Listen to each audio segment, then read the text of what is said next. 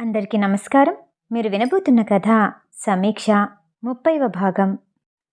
ఇద్దరు విడిపోవటానికి కారణం గుర్తు చేసుకున్న విశాల్ తన తల్లి కోమాలోకి వెళ్ళిపోవటానికి సమీక్ష తీసుకున్న పిచ్చి నిర్ణయమే కారణమని, జీవితంలో ఎప్పుడూ సమీక్షని చూడకూడదని, ఆమెని క్షమించకూడదని నిర్ణయించుకున్నాడు విశాల్. భువనేశ్వరిలో మార్పు రావాలంటే ఆమె మనసు సంతోషపడేలా ఏదైనా జరగాలని డాక్టర్ చెప్పేసరికి విశాలికి వెంటనే నవ్వుతూ ఉన్న చైత్ర గుర్తొచ్చింది. ఆహ్లాదంగా ఉన్న వాతావరణంలో తన మీద పూలవాన కురిసినట్టు అనిపించింది. చైత్ర, నా కూతురు ఎంత తెలివిగలది, ఎంత ముద్దుగా ఉంది. కానీ ఆ స్టూపిడ్ సమీక్ష నా నుండి నా కూతుర్ని వేరు చేసింది. కనీసం నేను తండ్రినని కూడా తెలియకుండా పెంచింది. ఎంతో ఆనందాన్ని పోగొట్టుకున్నాను. ఇదంతా స్టూపిడ్ వల్లే అని సమీక్ష మీద మరింత కోపాన్ని పెంచుకున్నాడు విశాల్. చైత్ర కోసం వెంటనే అపార్ట్మెంట్కి వెళ్ళాడు. మెట్లెక్కబోతూ ఉండగా ఎదురుగా కార్తీక్ కనిపించాడు. కార్తీక్, నువ్వా? ఇక్కడున్నావంటే సమీక్ష ఇక్కడే ఉందని నీకు తెలుసు అని విశాల్ అన్నాడు. ఏ, నీకు తెలుసుకోవడానికి ఇన్నాళ్ళు పట్టిందా? కార్తీక్ విశాల్ వైపు చిరాగ్గా చూశాడు. చైత్ర పుట్టిందని నీకు తెలుసు కూడా నాకు చెప్పలేదు కదూ. నువ్వు సమీక్షకి తోడుగా ఉండి ఇదంతా నడిపిస్తున్నావా? విశాల్ అతని కాలర్ పట్టుకోగానే, అనవసరంగా ఆవేశపడకు. ఇలానే ఒకసారి సమీక్షని దూరం చేసుకున్నావు. నా కంటపడేసరికి ఎలాంటి పరిస్థితిలో ఉందో, తను ఎలా ఉందో నీకు తెలుసా? ఒక తండ్రికి కూతురు పుట్టిందని ఇంకెవరో చెప్తే గాని తెలుసుకోలేని స్థితిలో ఉన్నావు అంటూ విశాల్ని దూరంగా తోసేశాడు కార్తీక్.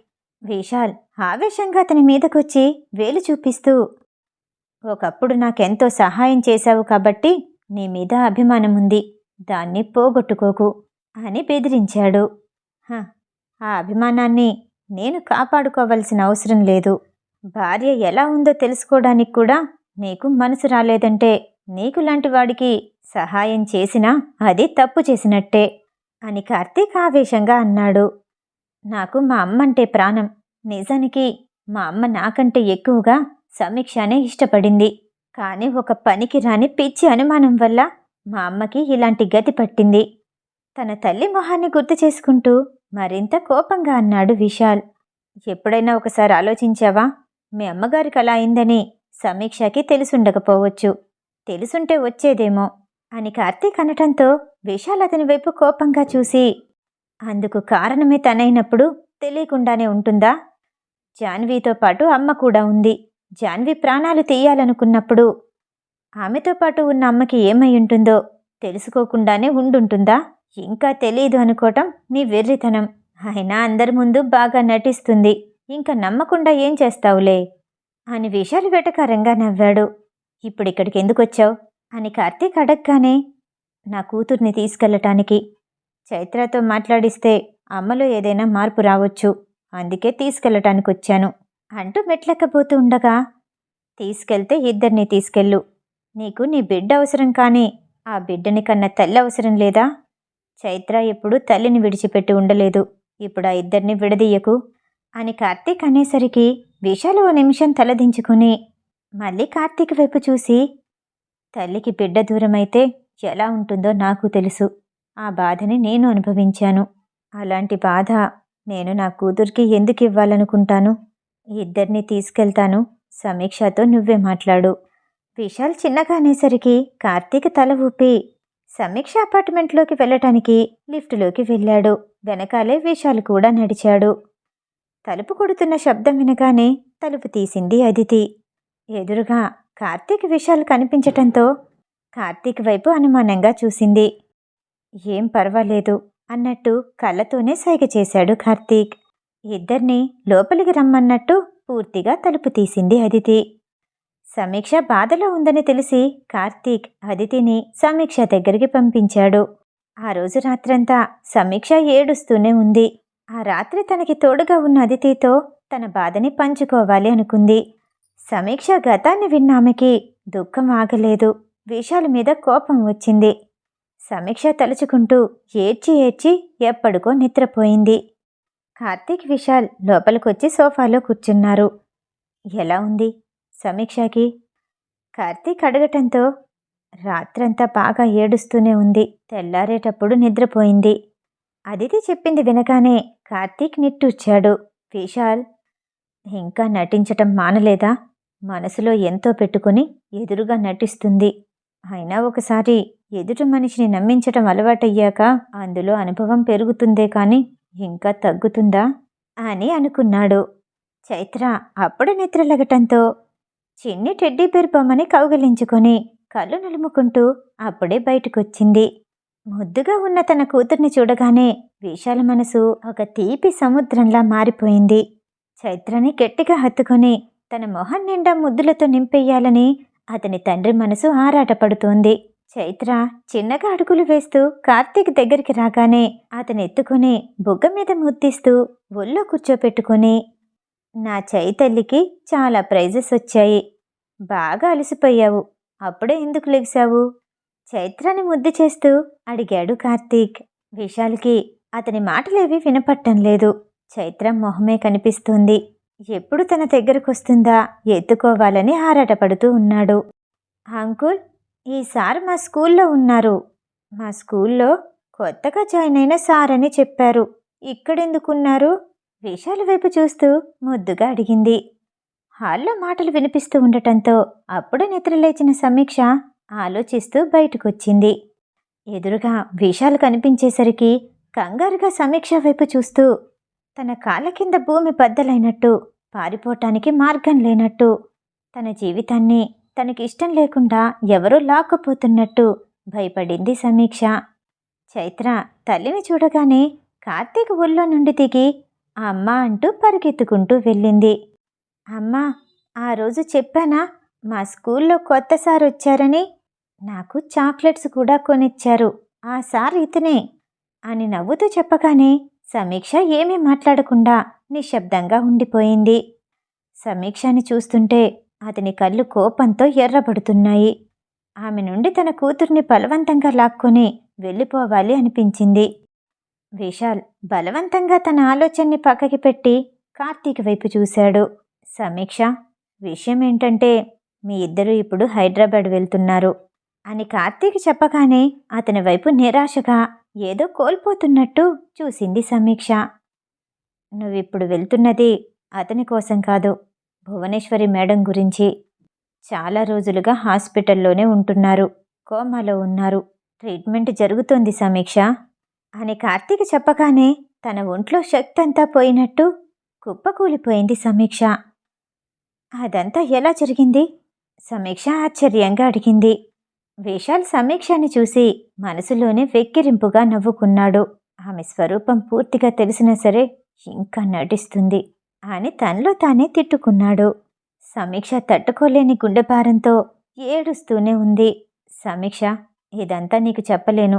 ఒకసారి వెళ్ళావంటే నీకే అంతా అర్థమవుతుంది అంటూ అదితి వైపు తిరిగి తన లగేజ్ ప్యాక్ చెయ్యి, సహాయం చేస్తే త్వరగా బయలుదేరుతారు అని చెప్పగానే అదితి సమీక్షని నెమ్మదిగా లేపి లోపలికి తీసుకెళ్ళింది. అరగంటలో లగేజ్ అంతా ప్యాక్ చేసుకున్నారు.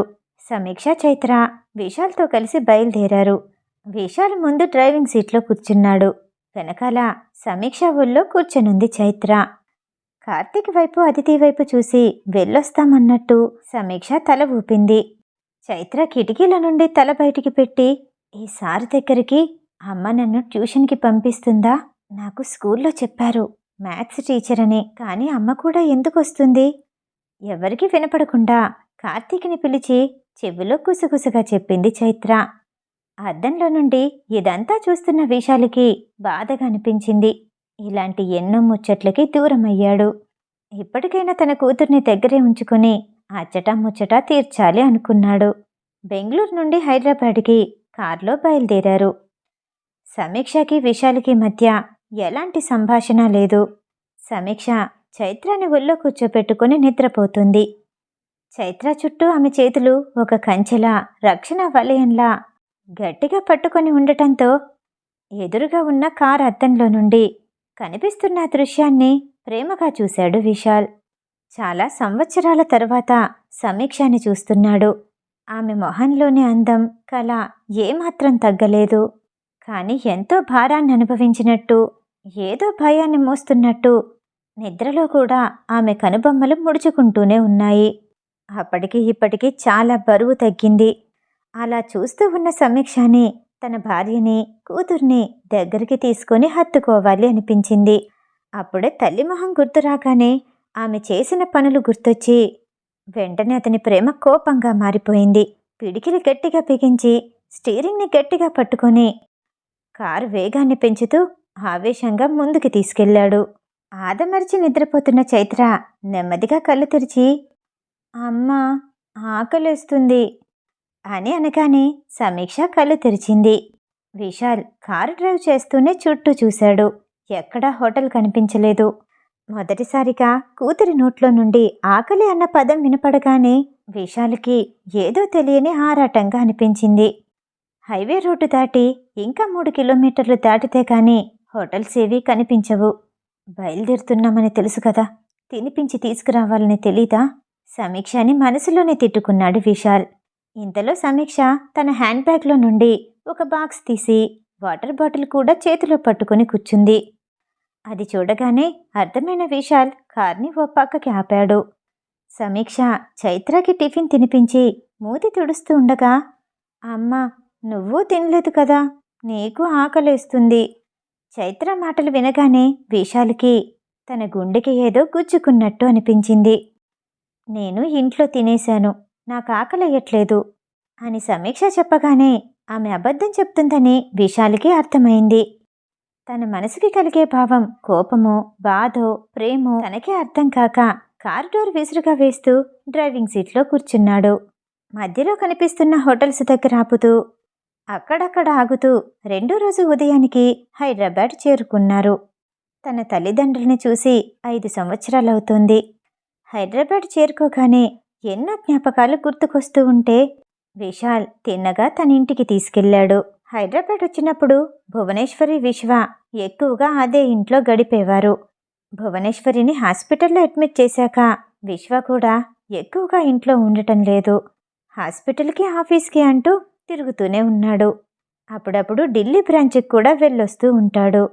ఇంటి ముందు కారు ఆగ్గానే నిద్రపోతున్న చైత్రాన్ని ఎత్తుకొని సమీక్ష కారు దిగటానికి ఇబ్బంది పడుతూ ఉంటే విశాల్ వేగంగా వెళ్ళి చైత్రాన్ని అందుకున్నాడు. సమీక్ష మొహంలో ఎలాంటి భావం లేదు. తన బ్యాగ్ తీసుకుని నిశ్శబ్దంగా అతని వెనకాలే నడిచింది. గ్రౌండ్ ఫ్లోర్లో ఉన్న బెడ్రూంలో చైత్రాన్ని పడుకోపెట్టి ఆదమరిచి నిద్రపోతున్న ఆమె మొహాన్ని ప్రేమగా చూసి మొహం మీద చెదురుగా పడున్న వెంట్రుకల్ని సరిచేస్తూ చైత్ర బుగ్గ మీద ముద్దిచ్చాడు విశాల్. ఇదంతా చూస్తున్న సమీక్ష చిన్నగా పెదవి కొరుక్కుంది. నా కూతురికి తండ్రి ప్రేమని దూరం చేశానా అని మనసులోనే అనుకుంటూ గదిలోకొచ్చింది సమీక్ష. ఫ్రెష్ అప్ అయితే 11 గంటలకల్లా హాస్పిటల్కి వెళ్దాం. సమీక్ష వైపు తిరగకుండానే గోడతో మాట్లాడుతున్నట్టు చెప్పి బయటికి వెళ్ళిపోయాడు విశాల్. ముందుగా సమీక్ష రెడీ అయిపోయింది. 10 గంటలవుతున్న వేళ చైత్రకి స్నానం చేయించి బట్టలేస్తూ ఉండగా విశాల్ వచ్చి గుమ్మం దగ్గర నిల్చున్నాడు. చైత్ర తను కనిపించకుండా జాగ్రత్తగా తల్లి చాటుగా దాక్కుని అమ్మా, బాయ్ వచ్చాడు అని చిన్నగా చెప్పింది. సమీక్ష చైత్రతో మాట్లాడుతూ వెనక్కి తిరిగి చూసింది. విశాల్ చేతులు కట్టుకుని తన భుజాన్ని గుమ్మాన్ని కానించి చైత్ర వైపు చిరునవ్వుతో చూస్తూ నిలబడ్డాడు. సమీక్ష ఏమీ మాట్లాడకుండా చైత్రకి వెంటనే డ్రెస్ వేస్తూ ఉండగా మనం ఎక్కడికొచ్చాం అడిగింది చైత్ర. మా అమ్మ వాళ్ళింటికి. ఒక్క మాట కూడా పొడిగించకుండా సమీక్ష సమాధానమిచ్చింది. ఈ ఇల్లు మీ అమ్మ వాళ్ళదా? అయితే మా సార్ ఈ ఇంట్లో ఏం చేస్తున్నారు? చైత్ర విశాల్ వైపు ఆశ్చర్యంగా చూస్తూ పెద్ద కళ్ళతో ఎంతో అనుమానంతో అడిగింది. సమీక్ష ఏమీ మాట్లాడలేదు. విశాల్ కూడా ఏమీ మాట్లాడకపోవటంతో మా అమ్మని ఎత్తుకుపోతారా అని భయంగా అడిగింది. స్కూల్లో ఉండగా చైత్రనేమీ చేయలేదు. అందుకే చైత్రకి ఎలాంటి అపాయం లేదని, కానీ తన తల్లినేమైనా చేస్తాడేమోనని భయపడింది. విశాల్ నవ్వుతూ ముందుకొచ్చి చైత్రని ఎత్తుకొని నేను మీ నాన్నని అంటూ గది బయటికి తీసుకొచ్చాడు. చైత్ర మరింత ఆశ్చర్యంతో అతని వైపు చూసి అది నాకు అమ్మ చెప్పలేదు అంటూ వేగంగా అతని చేతుల్లో నుండి కిందకి దిగి సమీక్ష దగ్గరికి పరిగెత్తుకుంటూ వచ్చింది. అమ్మా, నువ్వు చెప్పు అతనెవరు? తల్లి కాళ్ళని చుట్టేసుకొని భయంగా అడుగుతూ ఉంటే, అవును, అతను మీ నాన్న, సమీక్ష ముభావంగా చెప్పటంతో కొత్తగా వచ్చిన ఆ బంధానికి దగ్గరవ్వలేక సమీక్ష దగ్గరే ఉండిపోయింది చైత్ర. ముగ్గురు కలిసి హాస్పిటల్కి వెళ్లారు. విజిటింగ్ ఏరియాలోనే సమీక్ష కూర్చునుండగా విశాల్ చైత్రని తీసుకొని డాక్టర్ దగ్గరికి వెళ్ళి అతనితో పాటు భువనేశ్వరి గదికి వెళ్ళాడు. సమీక్ష ఏమీ మాట్లాడట్లేదు. తన మనసులో ఎలాంటి భావం లేదు. భువనేశ్వరిని చూడాలని మనసు ఆరాట పడుతున్నా సరే ఇక్కడే కూర్చో అన్న విశాల్ మాట విని అక్కడే ఆగిపోయింది సమీక్ష. మనసులో ఏదో దిగులు, బాధ. తన కుటుంబం గురించి ఆలోచిస్తూ ఉండగా ఎదురుగా తన తల్లిదండ్రులు కనిపించారు. పక్కనే తన అక్క సుగంధి కనిపించింది. సమీక్ష రాధికాని చూడగానే అమ్మ అంటూ పరుగెత్తుకుంటూ వెళ్ళి గట్టిగా కౌగిలించుకొని చాలాసేపు ఏడ్చింది.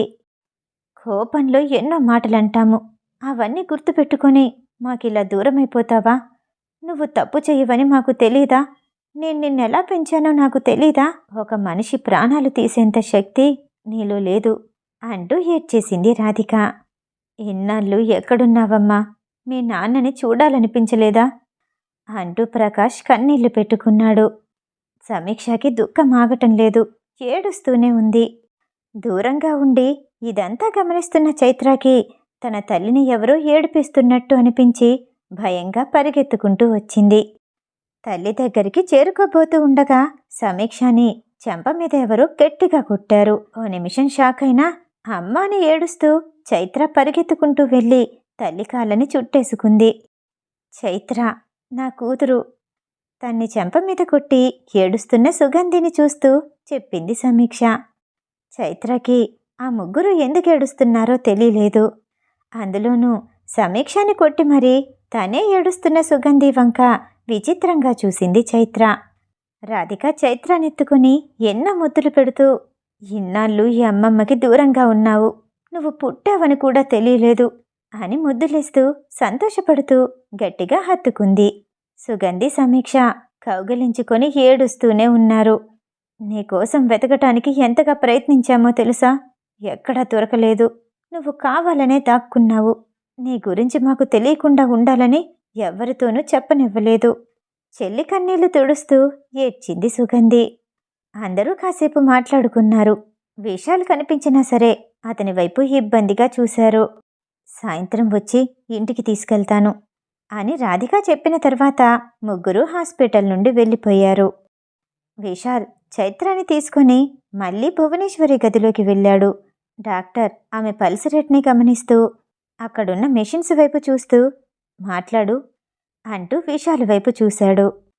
అమ్మా, నీ మనవరాలు చైత్ర వచ్చింది. చైతు, తను నీ నానమ్మ, నానమ్మ అని పిలువు అని విశాల్ అనగానే కొత్తగా ఏర్పడుతున్న ఈ బంధాలేంటో, తన చుట్టూ కనిపిస్తున్న మనుషులెవరో అర్థం కాక అతని వైపు విచిత్రంగా చూసింది.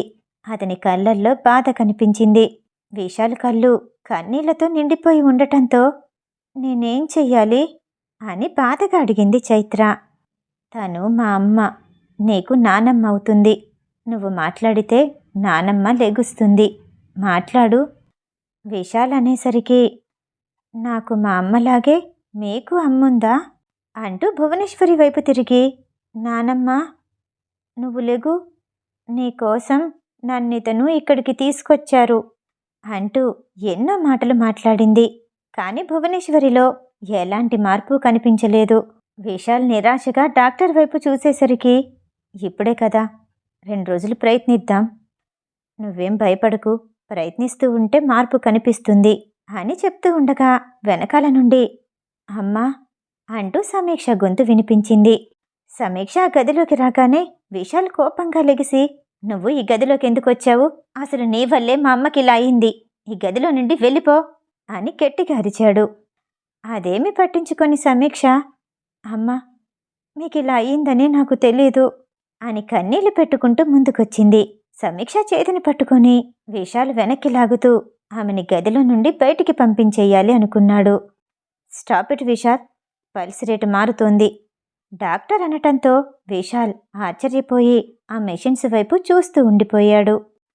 సమీక్ష మాటలకి మీ అమ్మగారి మనసు రెస్పాండ్ అవుతోంది. ఆవిడ్ని రోజూ కాసేపు వచ్చి మాట్లాడమనండి. త్వరగా కోలుకుంటారు.